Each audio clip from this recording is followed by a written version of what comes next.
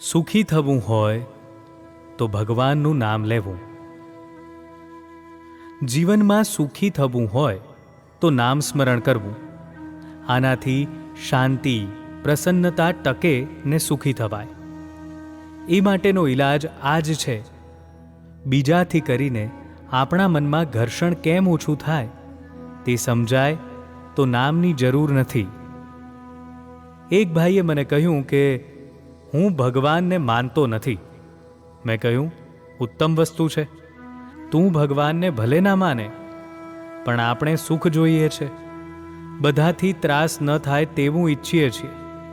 પણ તે વિચાર્યું છે કે આપણાથી કોઈને ત્રાસ થાય છે કે નહીં?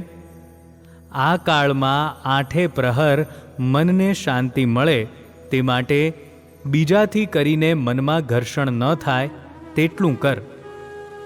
ગમે તેમ કરીને પણ મારે મારા મનમાં શાંતિ, પ્રસન્નતા મેળવવી છે. આવું વિચારશો તો શાંતિ વહેલી આવશે. એ જાગૃતિ રાખશો તો જ શાંતિ થશે. એ ખ્યાલમાં નહીં રાખો તો નહીં મળે. દિલ લાગેલું નથી એટલે ગમતું હોય તો એ ન મળે. દિલ લાગે તો જરૂર મળે.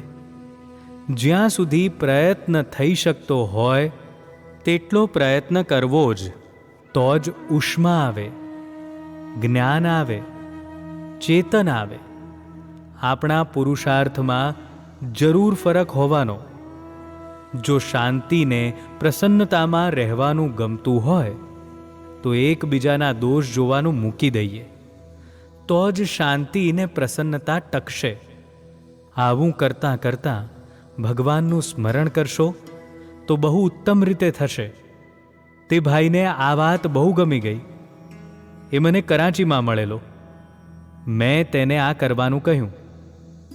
દિલ લાગે તો ગરીબમાં ગરીબ માણસ પણ કરોડાધિપતિ થઈ જાય છે. ચરોતરના મફતલાલ મિલ્સવાળા મફત ગગલનો તાજેતરનો દાખલો છે. તે કાપડની ફેરી કરતા, માથે ગાંસડી મૂકીને વેચવા જતા, પણ તે જીવતે જીવત કરોડાધિપતિ થઈ ગયા. આપણું દિલ લોલુપતાઓમાં લાગ્યું છે એટલે એ તરફ વળાયું છે. બુદ્ધ ભગવાનને વૈભવ ક્યાં ઓછો હતો, પણ તેમાંથી દિલ નીકળી ગયું એટલે ખલાસ.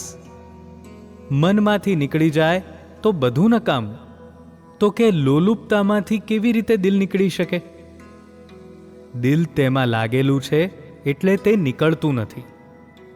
કોઈ મહેમાન 4-5 દિવસ રહેવાની ઈચ્છાથી આવે, પણ યજમાનનું દિલ ન જુએ તો ભાગી જાય છે. એટલે આપણું દિલ લોલુપતાઓમાં લાગેલું છે એટલે તેમાં ટકી રહેવાય છે. તેવી રીતે જો આ માર્ગમાં દિલ લાગશે તો આ માર્ગનો પુરુષાર્થ થશે. જેમ છોકરો નાનપણમાં ભણવા ન જાય તો મા બાપ મારીને પણ મોકલે, બેડે બેડે પણ ભણવાના સંસ્કાર નંખાય, તેમ બેડે બેડે પણ ભગવાનનું નામ લેશો તો ભગવાન તમને મદદ કરશે. મહાત્મા ગાંધીજીએ પણ પુરવાર કર્યું છે. પ્રયોગ વિના તેઓ માને તેવા ન હતા. વૈજ્ઞાનિકોએ H2O એટલે પાણી પુરવાર કરીને બતાવ્યું, તેમ મહાત્માજીએ પણ પ્રયોગ કરીને બતાવ્યું છે કે નામ સ્મરણથી મુશ્કેલીમાં ટકી શકાય છે. તો આપણે બધા ભેગા મળીને એવો પ્રયત્ન કરીએ. હરિ ઓમ.